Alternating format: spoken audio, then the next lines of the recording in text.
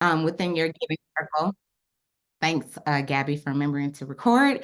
And I'm hoping that what I share out, I might be preaching to the choir, but if not, maybe it'll spark some new ideas on how you all can go about facilitating meaningful conversations and deeper connections with your members within your giving circle. So let's get started real quick. Um, okay, so perfect. There you go. Facilitation workshop, a little bit about philanthropy together before we jump in. If you are not familiar with Philanthropy Together, you should check us out at philanthropytogether.org. We, along with Grapevine, we are catalysts for collective giving. Philanthropy Together, we started in 2020 as a global initiative to grow and strengthen practices of collective giving around the world. And what does that look like programmatically and how we show up in the world? Is we provide training such as this, workshops that focus on deeper level of community building. We tell amazing stories. Maggie, that's why I want to connect with you about your giving circle. Mal's is one of our, has went through one of our training programs, Lunchpad for You, where we train people how to start giving circles from the ground up. We conduct research, which I'm going to share a little bit more about that later. The latest research on collective giving is coming out next week, y'all. That's kind of a big deal for our movement. We host convenings. I'll share more about that one as well later on during this training. We build community and just connect in groups, which is why we partner with Grapevine for these workshops, for us just to connect and share knowledge and stay in community with one another. And so I want to also share, in addition to all the things that Philanthropy Together does, we have a really, really great website, and I hope y'all take advantage of it. Gabby, if you can drop it in the chat. What is thegivingcircle.com? I know y'all know what is thegivingcircle.com, but as you are all thinking, recruiting new members and even on your Grapevine pages, we want y'all to amplify this website that we created, what is thegivingcircle.com, so that we all have some shared language around what this model is. This model is the future of philanthropy, in my personal and professional opinion. It allows us all to take our minds and our talents and our financial abilities very seriously, to make for a very collaborative social experience, which is very different than checkbook philanthropy, where you give to an organization and have no connection. This giving circles, y'all, the movement that we are a part of, is really creating beautiful communities of people, diverse groups that are coming together around shared values and acting in a more intentional, thoughtful, and strategic way with how we give and show up as everyday philanthropists. And so, what is thegivingcircle.com? Share it out, use it to your advantage. I share with you all that I am a member, a leader. I just assumed chair, so I gotta own that title now as chair of Heritage Giving Fund. So I figured, telling the stories about Giving Circle, and my title has changed. I'm the senior director of Philanthropy Together.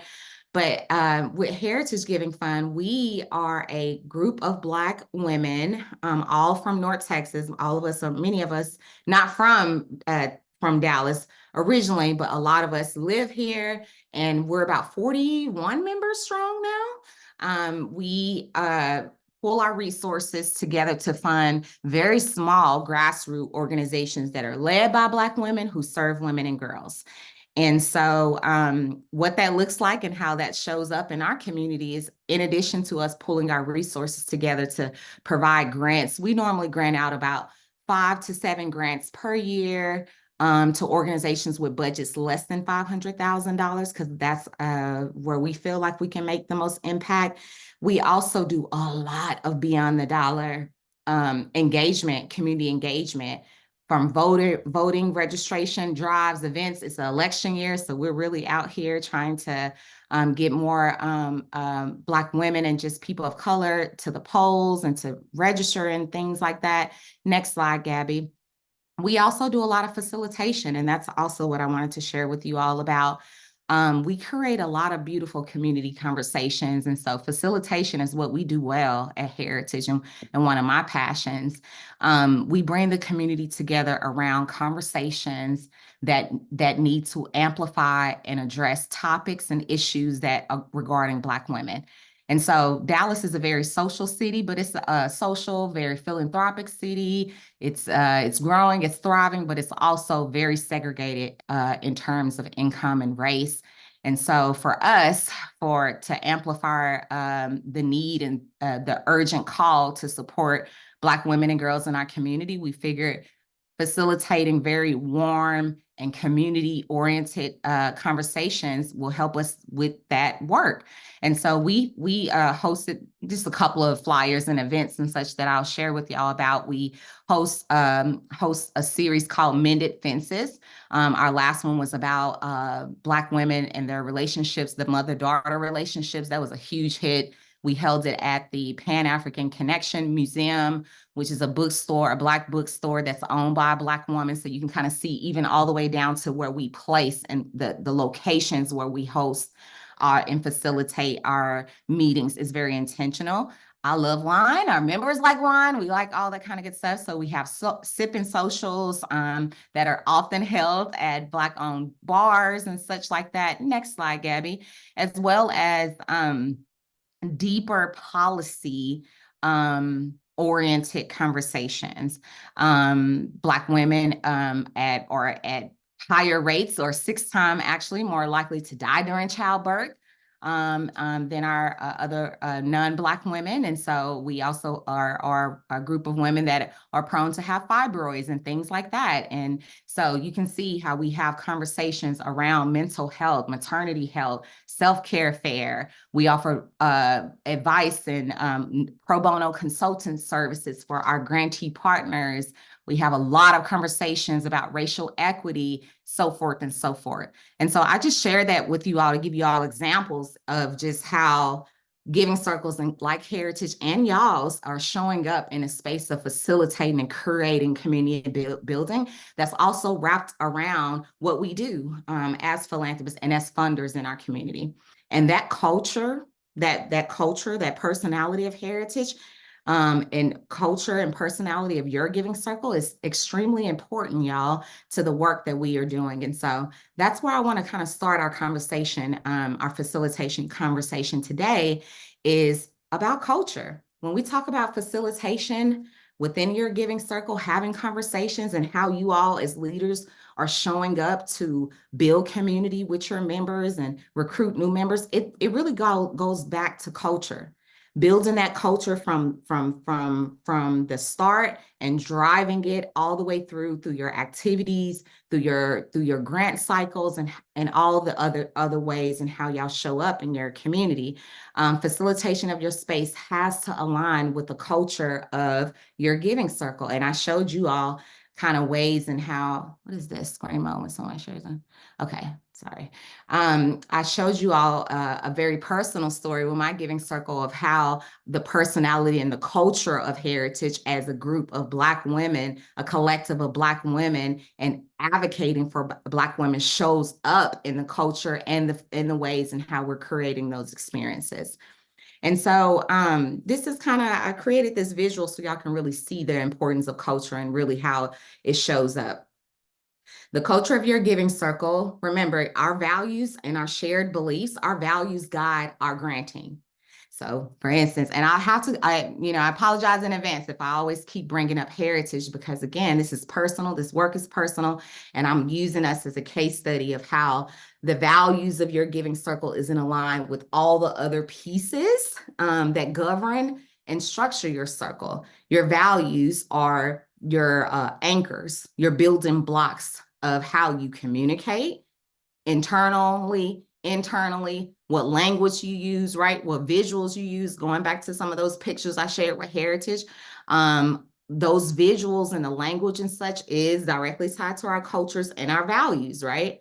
That also is connected to our membership. Who joins the circle, who's a part of the circle is in line with that. Our meeting structures, our style, how we go about facilitating and structuring our meeting styles. Heritage is not a super formal giving circle. Now we're formal in the spirit of like we have a set and very structured granting cycle, open nominations, how members go about nominating, voting, and all of that.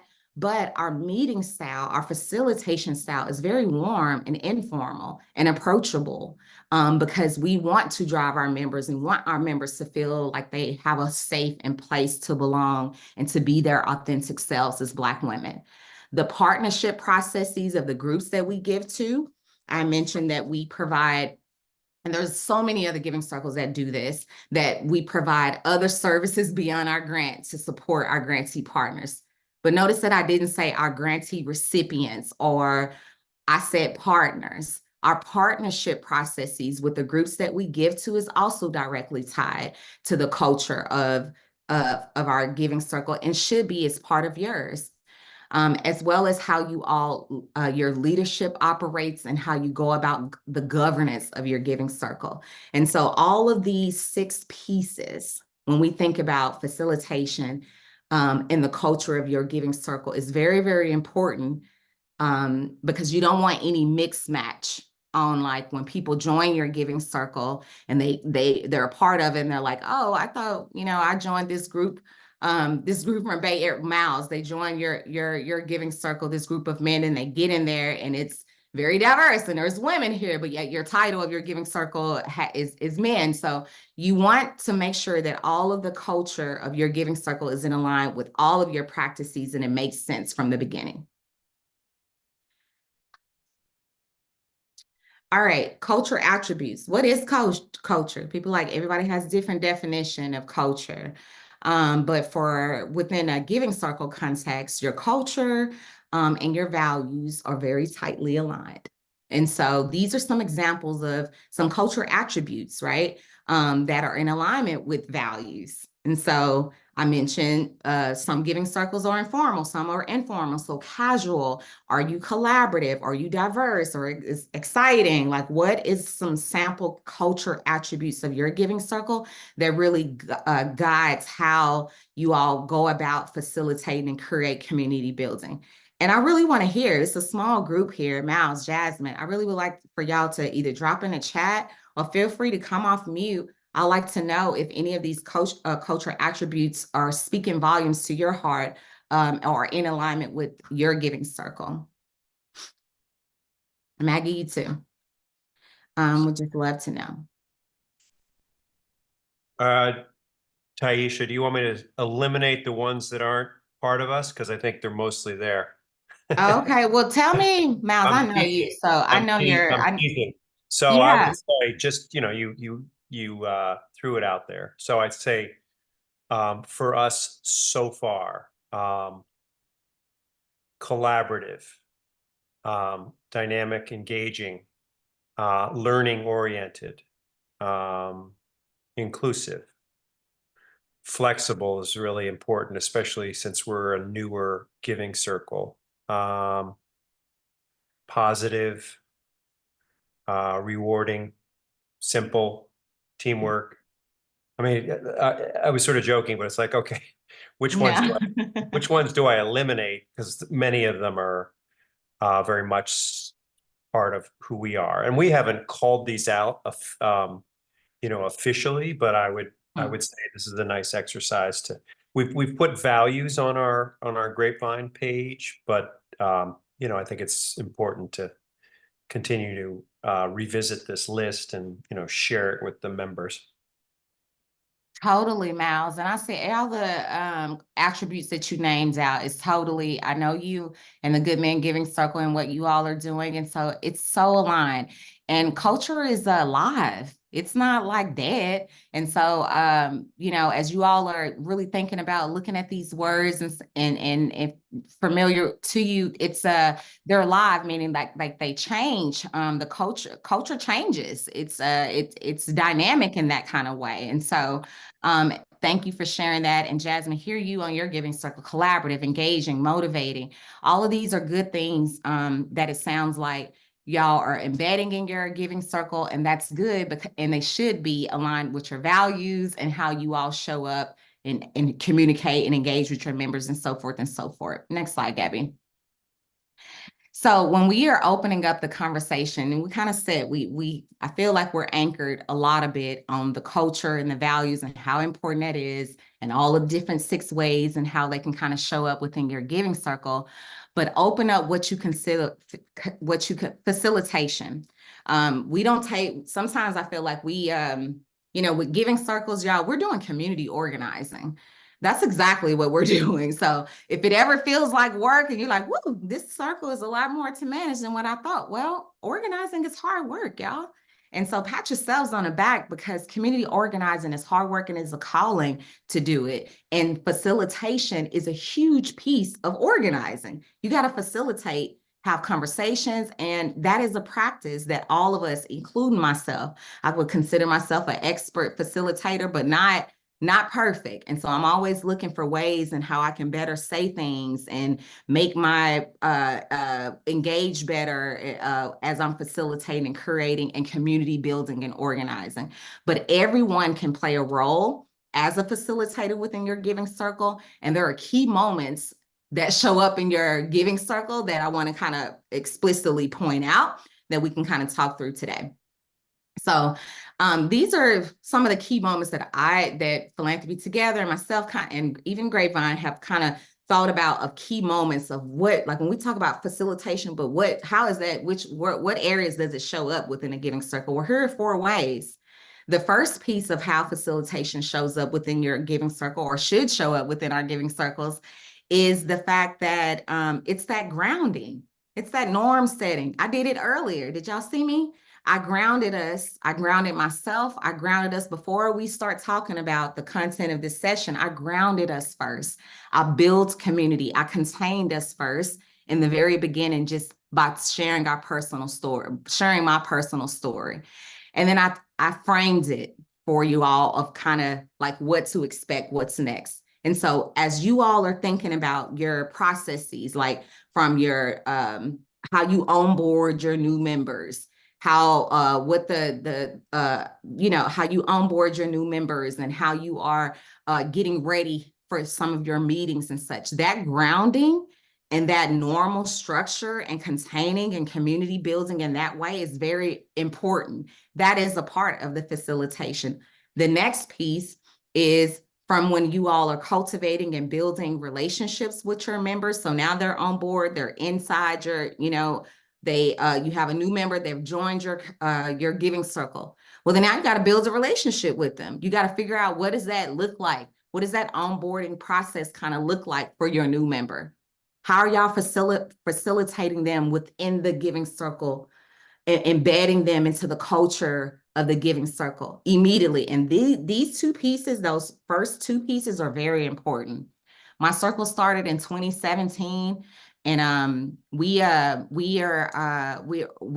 had changes. We've been larger, we've been smaller, and I can tell you that how your members are onboarded in the beginning determines how deeply they engage with your giving circle and if they stay. Honestly. So containing them, setting that norm, having that grounding, messaging for them to, oh, okay, I get it. I really feel connected. Okay, I can really see it. I can see myself, right, at the beginning. And then you all capturing them, bringing them in. Okay, we're happy you're here, and building, tell us a little bit more about you. Why'd you join the circle? What would you like to do? Like all that relationship and community building really sets them in and includes them, wrap them around the culture of your giving circle. That will so prepare them so well when they feel connected with your giving circle in that way. They had a good onboarding experience. They know who the leaders of the giving circle are.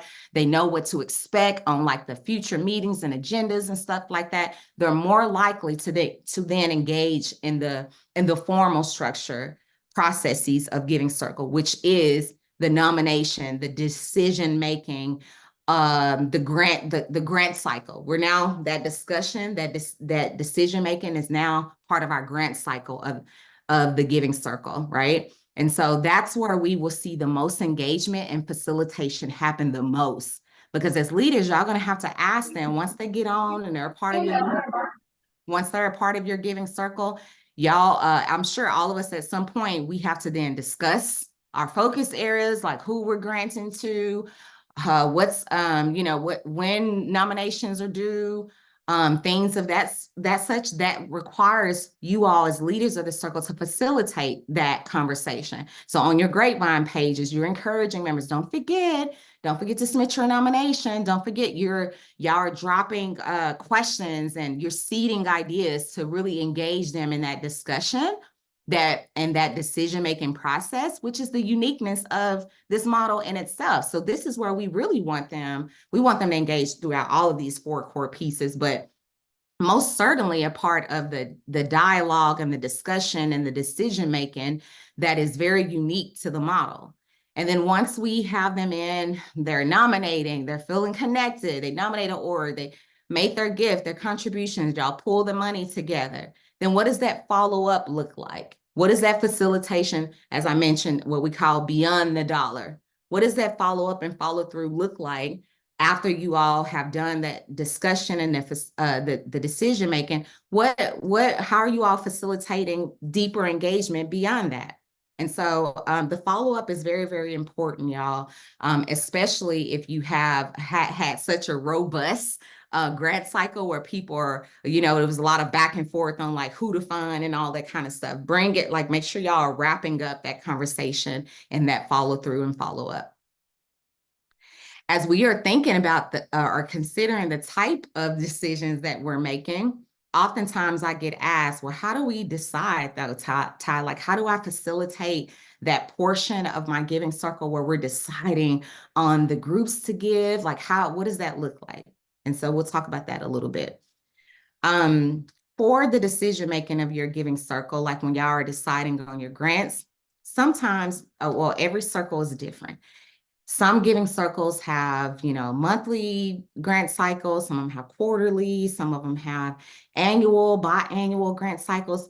But in terms of facilitation of that decision-making process, you all have to think through 3 kind of questions.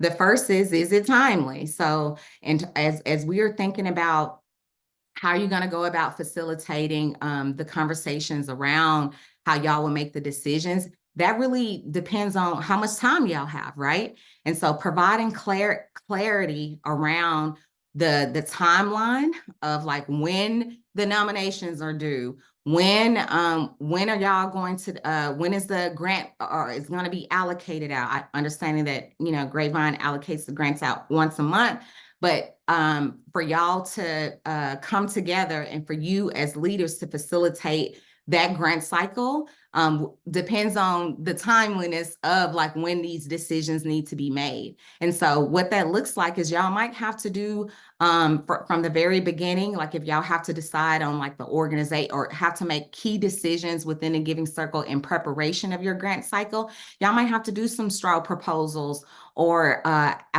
seed some questions on your Grapevine page that will better help you all to move forward with the grant cycle, right? And so what that looks like is you all, what conversations and what decisions need to be made, gathering those individuals thinking very separately or having one-on-one conversations if you need to, or group conversations. Y'all have to like decide as a collective how y'all are going about making the decisions around who is going to get funded. Is it a one-to-one vote where one of your members, every member gets to vote on a nonprofit organization? Or if it's not one-to-one, are y'all doing it more on a consensus basis where we take the amount of the majority of the votes and then decide on that? Every circle is different, but that facilitation from you is very important for you to drive it and to contain it and make sure that everybody is engaged and know what's going on as we're making our decisions around our grant cycle. And then who will be involved, right? Who's going to be involved in making it? Some giving circles have little like membership committees where there's only a few people of the giving circle that decide on behalf of the collective of what gets funded or what organizations you all have decided to give to. Every circle is different, so it's kind of hard sometimes even with me to tell you all exactly what this facilitation looks like within the grant making piece, because every circle is different in terms of how y'all are going about that decision-making process.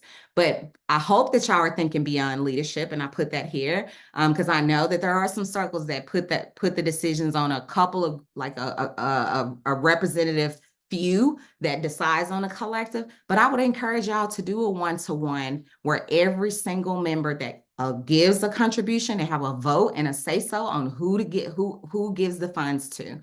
And that, I know y'all have your gathering grant cycles and such around that, but just thinking very deeply, y'all, on the timeliness. Is it a hard decision? How are we going to be thinking through that back and forth when we have to nominate, if we have to pick out of the organizations to give to, and we have people going back and forth? How are y'all going to think through and unpack those back and forth, those hard decisions on which org we're going to give to? These are all things to consider, and remembering your culture attributes, those values, they should show up in this process of how you're communicating and things of that. Of that. Speaking of consensus and what the difference between consensus and consent, I wanted to pull this out because when I train a lot of giving circles around their grant cycles and such, folks are like, well, how do I know if I need to go with a consensus or a consent? A consensus is what we prefer y'all to do, and what I would strongly encourage is when all members agree. You try to get, to the best of your ability, every member to vote or say so. Otherwise, like, that's the whole point of this model, is to try to get people to bring their lived experiences, to bring their diverse voices, and to have a say so. Y'all have a seat at the table. But a lot of times people don't know, or they need to be reminded, and that's where your facilitation comes in. But the difference between consensus and consensus is when all of the members agree. 1-to-1 vote, we all agree on this organization, or this is who should receive our funding. The consent, it goes back to that one where you might have a group of people that vote, but then the rest of the collective have to be okay. They got to live with it. They got to be okay with the fact that that y'all decided, your circle decided to give out this to this nonprofit, and they didn't have a say so. And then maybe it's not even because y'all didn't give them an opportunity to. Maybe they did not get their nomination in or their vote in but before voting period closed or something of that sort. But you all as leaders are facilitators, and y'all need to make explicitly clear what this looks like within a giving circle, so people will know, hey, we're going to wait on your vote because this is the consensus. This is, we want everyone to vote, and that could hold us up if you don't get your vote in. Or no, we encourage everybody's opinion. However, we have a set timeline that goes back to that timely piece. We have a set timeline, and if you don't get your vote in by X amount of time, then we have to be okay with that. And you'll have to live with the decisions of the collective so that we can move forward with our grant process. This is kind of what that, just a visual of the consensus versus the consent, y'all. This is essentially, you have levels of consent and consensus. Consensus is right in the middle. We all agree.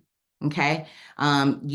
You might have some that agree with reservations, some that don't even involve that their vote is not in, so they stand on the side, or they're blocked out of it. That's more so on the consent, right? And so that's just a visual of how from consensus to consent, what it looks like visually. But again, ideally, y'all, we would encourage y'all through your facilitation skills to communicate very well about your grant cycle, when it is, and encourage everybody to really participate as much as they can, so that y'all can really, really take advantage of the collaborative and democratic value of a giving circle as it relates to the decision making and how the funds are being flowed out.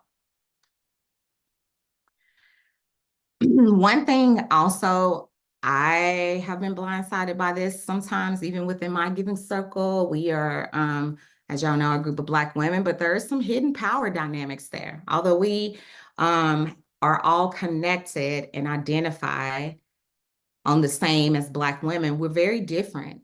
in terms of class, our ability, our age, where we stay at in the North Texas area, our education experiences, all of that kind of stuff. That's what we call hidden power dynamics. And they will show up in your giving circle as much as y'all are so tightly aligned on your values and things of that such. As a facilitator of your giving circle, I'm raising a alarm, not even alarm, but just raising a flag that there are hidden power dynamics that might show up within your giving circle that you'll have to navigate to make sure that you're not offending anybody within your giving circle or making any assumptions about any of your members within your giving circle, and that we don't want that. Next slide, Gabby. So to avoid those kind of or not avoid or reduce those kind of hidden power dynamics, these are kind of three ways in how I would suggest something for y'all to think about. Is the first one is have some community agreements. If y'all don't have within your giving circle community agreements are so important because it guides us with how we show up within a collective. So within your giving circle, and even with heritage from your grant cycle, even just beyond outside of your grant cycle, what are some rules a little bit that you all are going to set in place to make sure that it is a safe place, that everyone can feel okay to voice their opinion, and nobody is acting out or cutting up, as my grandma would say, right? And so to develop those community agreements is very important, and they vary circle to circle. Heritage, we most certainly have community agreements for our members, and we include that as part of their onboarding. We let them know, we list them out to them, what they can expect from Heritage, what we expect from them, what they can expect, and what's the process and what our grant cycle looks like. Community agreements can kind of help us to avoid those hidden dynamics that might show up, as well as just building strong relationships within your giving circle. Fundraising, which is what we are all doing. We're all funders within our giving circle. It's all about relationships. And so people are less likely to go against the grain when they know you, they know the leaders, they feel connected within a giving circle. They're more likely to flow, or what we say, fly in formation with the giving circle. When they feel rooted and connected, there's a culture of connectedness and relationship building within this circle. So y'all get to know your members. I know it's hard sometimes virtually, especially if you have a big circle, but I mean it. Get to know them. As a facilitator, it makes your job easier if you can know your giving circle members more intimately, so that you can then tweak, finesse, whatever you want to call it, communications, all of that good stuff that are customized to them. So remember to continue to build those good relationships, authentic relationships within your giving circle, because it really does help you as a facilitator through all of the processes. And then the last one is have a process to call it in. I've done this during our nomination cycle one year. We just, it is what it is. We had a conflict with a couple of our members that just did not like the fact that there was consensus around a nonprofit organization that we were funding. And so there was some things that happened. And so we had to call it out. We had what we call out. We got to call them in, instead of calling out a person and shaming them we call them in back into community, and reminded them of our community agreements, reminded them of who we are, reminded them of why we funded that organization, reminded them of the process, right? So acknowledging them, but also call them back to the group to bring us back together so we can move forward. So be prepared. Not everybody is going to agree. This is work. You have diversity sometimes brings conflict. So be prepared for that within your giving circle, and have a process of what that looks like, of how y'all are going to problem resolve with those hard decisions and conversations that might take place. This is some example. Gabby, did you share this resource, community agreements? I can't remember where we got this from. I don't remember. I don't think it was me though. Okay. This is a good example though. I like this is remember I just shared with y'all to have some like community agreements around your giving circle. This is what that can look like. It's as simple as that of like your community agreements. All right, guys, and by the way, your community agreements should be shared at every meeting, especially if you are virtual. Y'all should start the meeting, pleasantries and all that good stuff. All right, well, welcome. Glad y'all are here. Just want to remind everybody about our community agreements. And all right, so we want y'all to be present. Bop, bop, bop, bop. We want to create a space for multiple troop, whatever that looks like. Again, that's tied to the values and culture of your giving circle. Wrap your community agreements around that and always lift them up. So that again, as you have members that are coming in, you got new members that are coming in, you have existing members that need to make sure that they are, we're all on the same page. It's good to call out your community agreements of your giving circle, and that helps us to have and be to able to better facilitate the other things that we have planned on for that meeting. All right, I feel like I feel like I have been talking the whole time. Just want to check this chat real quick do y'all have any questions or anything before I share some of my best facilitation tools? Y'all have questions, specific questions about some of the things that y'all have experienced in your giving circle or some of what I have shared so far? Hopefully it's helpful a little bit in some way as you all are thinking about how you're leading and growing, engaging with your members and facilitating within your giving circle. So When you have a new member sign up, do you automatically send out specific information, or kind of how do you kind of start that welcome process? what a great question, Maggie.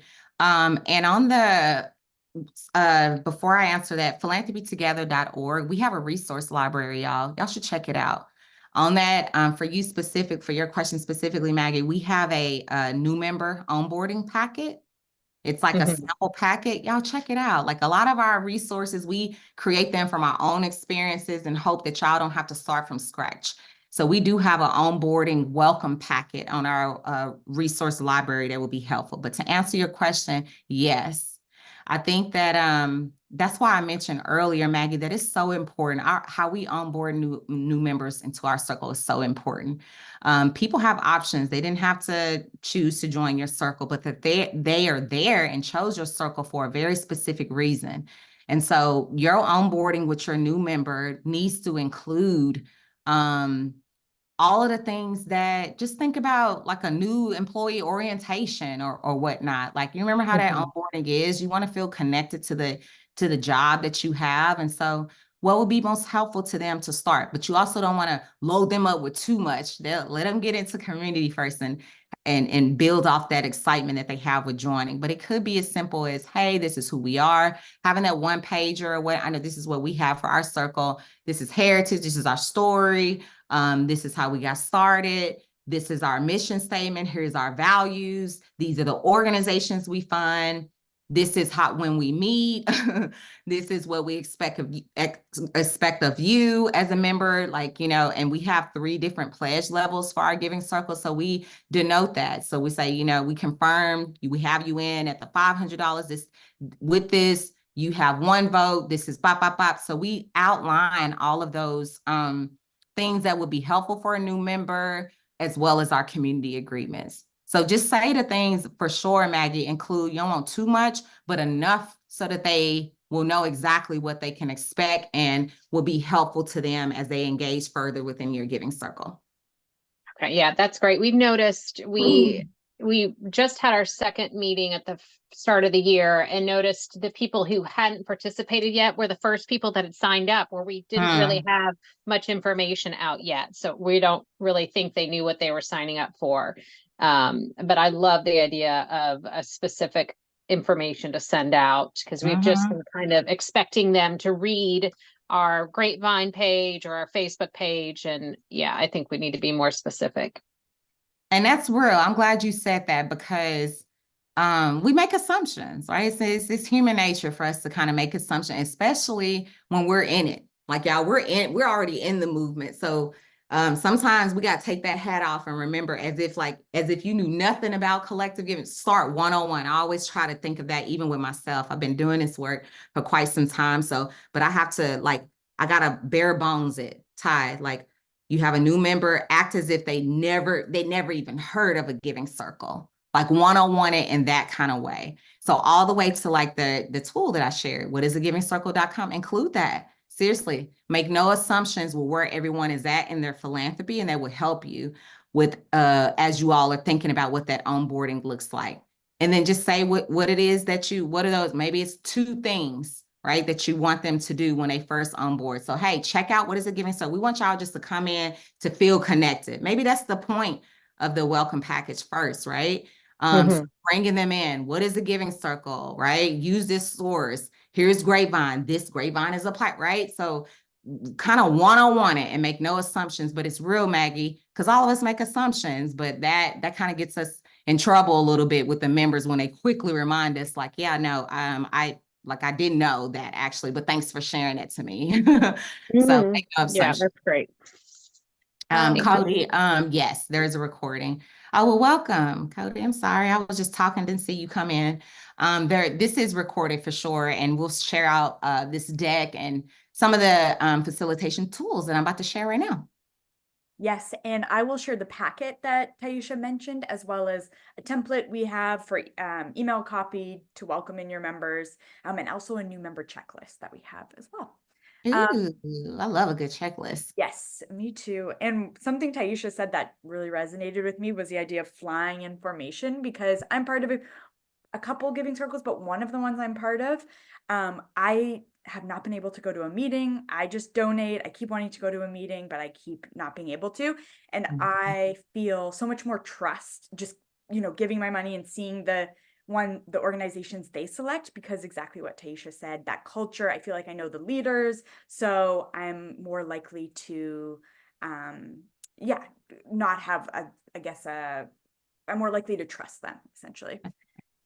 And Gabby, that's also a good point on the follow-up piece that I shared in one of the previous slides. Not everybody, all of it, we're grown, y'all. So like not everybody is going to attend all the meetings and such like that, and that's okay, right? But how are you going to follow up with those who didn't attend? They're still part of your collective. And so we don't want to, hey, send out the follow-up and messaging to the people who only attended, like write out your follow-ups as if, for both audience, for those that attended, but more so for those who weren't there, so that they continue to feel it. And maybe they'll feel like, dang, that sounded like a really good meeting. I'm gonna make sure I attend next time. So just even, that's why I said the wording and how the language and such that y'all are using is so important, even in that communication and the follow-up, because that could spark their participation moving forward, and maybe they'll better prioritize to not miss a meeting or whatnot. All right, some of the facilitation tools that I use, some of my favorites for voting, Mentimeter. If y'all have not used Mentimeter or have heard of Mentimeter, it's so good. I use it for so many different reasons, not just with heritage, but with facilitations and trainings I do within here at Philanthropy Together. It's so easy to use. It's free. You can vote. Y'all can, I love that they have word clouds. They have polling features. They have, it's like a one-stop shop for collective decision-making and building. You can do polls, all kinds of cool stuff. And I like it because it's very visual. I'm a visual person.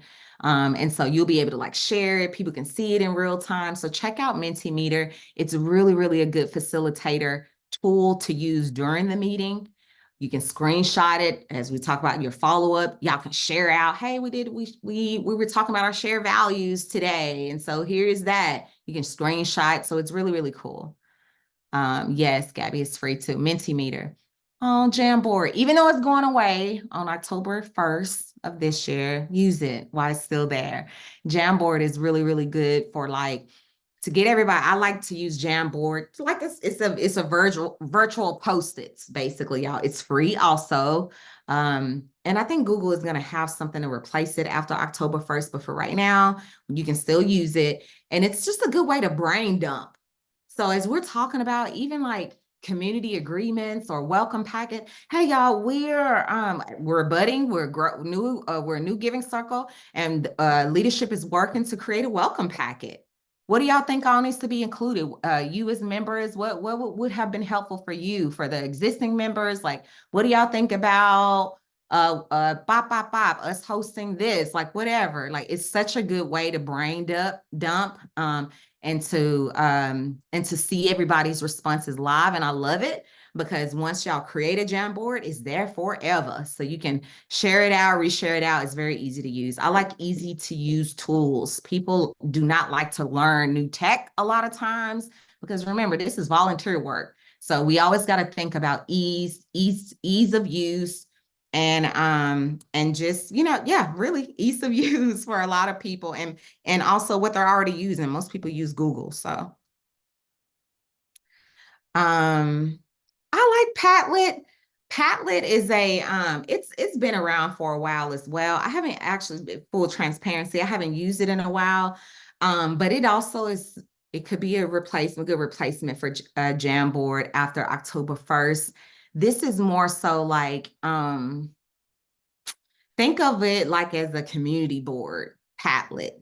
So you can embed, you can drop, hey y'all, remember to, for sharing of resources. Hey, do y'all know of any other circles, or do y'all know of any place that we can have our meeting that won't charge us? I don't know, I'm just throwing out a question. And then so that it's a pop-up conversation, but it's a thread that you all can kind of use. And again, your Grapevine pages can, because I'm thinking about Padlet, and y'all actual Grapevine pages could serve the same exact purpose. But if y'all wanted to get fancy, and there's other extra tools on Padlet that are not available on Grapevine, but I love that it integrates very easily into a platform like Grapevine for y'all to continue to have like collective conversations around various different topics. And then I just, me and Kyson, this was really at one of our team retreat meetings. I love Post-its. People like, so when y'all are in person, this is for more your in-person giving circles. As y'all are, get people moving. These are the benefits of in-person stuff. And so if y'all are hosting a meeting where y'all are doing some decision-making or having some conversations, get people moving. Don't have folks sit down the same time. Use colorful markers. Use big Post-its. Try to have your meetings at places where people can move, and y'all can, hey, we have a table set for here and one over here, and use this board. Movement sparks creativity. It also makes us happier and healthier, by the way. So that it makes us energetic. So if your giving circle is meeting in person as a facilitator, be thinking about that, those kind of place things, movement within your meeting space, visuals, colorful things that will really pop out and really engage people more deeply in what it is that y'all are talking about. I think we talked about this a little bit. I was mentioning, and I know because I want to make sure we only have 7 minutes left. So I'm gonna zoom past this because we talked about those hard conversations. Next slide, Gabby, about some of the conflict that might rise. I'm gonna be honest. A lot of times I get circle leaders, and they're just like, I don't know how to, like, how do I avoid it? Like, how do I avoid friction and just conflict? And I'm like, it's human nature for conflict is not bad. Hard conversations, uncomfortable conversations is not bad. So I included this just to say these 5 things. Hard conversations and uncomfortable conversations, y'all, is important for any collective, coalition building, organizing, because that allows us to think about a point, to hear a different type of opinion. So recognizing that hard conversations are a gift than they are a burden. We got to rewire our mind, because that's just what's causing us to be so divided as a world, and here within the States as a nation. We're just not comfortable with being uncomfortable, but we need to recognize that hard conversations is diversity of people and experiences, and that is a gift. Lean back into your own values, y'all. Remember, go back, calling them back to our values will help with the hard conversations. Go back, use those softer language, collaboration. Remember, lean back into your values in those hard moments. Focus on those relationships, proactively discuss how to address conflict, acknowledge it. hey, I understand that today was a little heavier. We kind of, I appreciate everybody showing up. That was a hard conversation about these nominations or whatever the case. Acknowledge it. Don't act like it didn't happen. Be proactively as y'all are working through those conversations, and don't rush them through. Don't rush them through. Again, follow up with them. Hey, guys, great job. You know, we did good today. That was hard, but I appreciate everybody being authentic and respectful and being, you know, mindful of our community agreements. We was very proud. We got through it. Hey, here's the next steps or whatever the case is. Don't rush it. Meaning, if y'all have a point where, dang, you have a set agenda, but yet that conversation took y'all 40 minutes over, it's okay. Acknowledge it, be okay with that, and plan to, hey, we didn't get to this, but we will follow up, and we'll continue on that via email, or we'll roll it over to our next meeting. But don't rush those hard conversations, because that makes people feel like you're pushing them to the side, and that's not community building or organizing at all. And that's a wrap, y'all. Ways to stay engaged with me and Philanthropy Together. I just want y'all to know, Gabby and I, we work very closely together to host these workshops and such like that. I did want to share out a few things. The research, y'all, on April 2nd, collective giving, the last landscape on collective giving on Giving Circles was done in 2016. That's the data that all of us, myself, we've been using data of 2016, unfortunately, but it is what it is. But no more. Next week on April 2nd, Philanthropy Together is hosting a very, very special webinar to launch and share out the new latest research on the landscape of collective giving. That is for all of us, y'all. So there will be some data points as we're all advocating, talking about why giving circles are important, why people should join us. The research will back us up in our advocacy for this movement. So y'all join us. Gabby will include it in the email follow-up, but you can just go over to philanthropytogether.org. Actually, let me just drop this link right here so that y'all can register. Hopefully y'all will register right now or right after this call. So y'all can get it, go ahead and locked in on your calendars, but it's on April 2nd. And we're just so excited about this and hope that y'all would invite all of your circle members. We have over 600 folks registered already. We want you there to hear the most recent data about this movement. And then the second thing is I want to personally invite all of y'all to We Give Summit.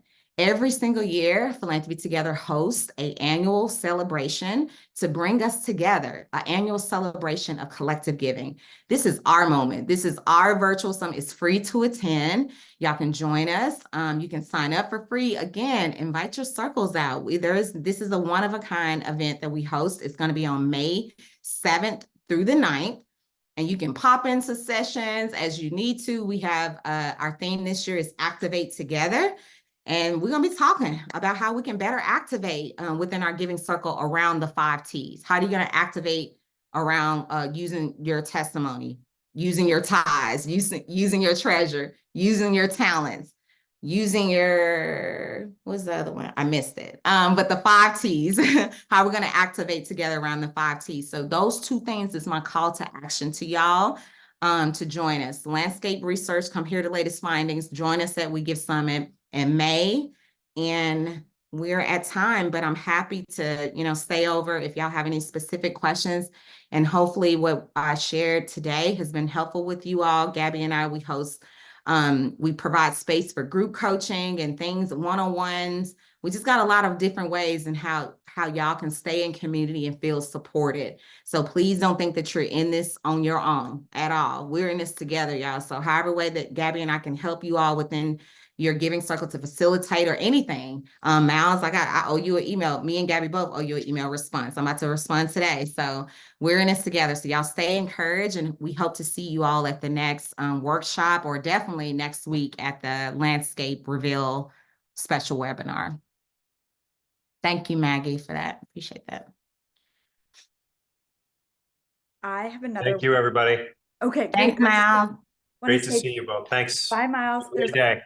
Also an engagement growth workshop right after this. So if anyone wants to hop over there with me, please do. But thank you again, everyone, for joining. And thank you, Taisha, so much. You're welcome. See See y'all later. Okay, bye. Bye.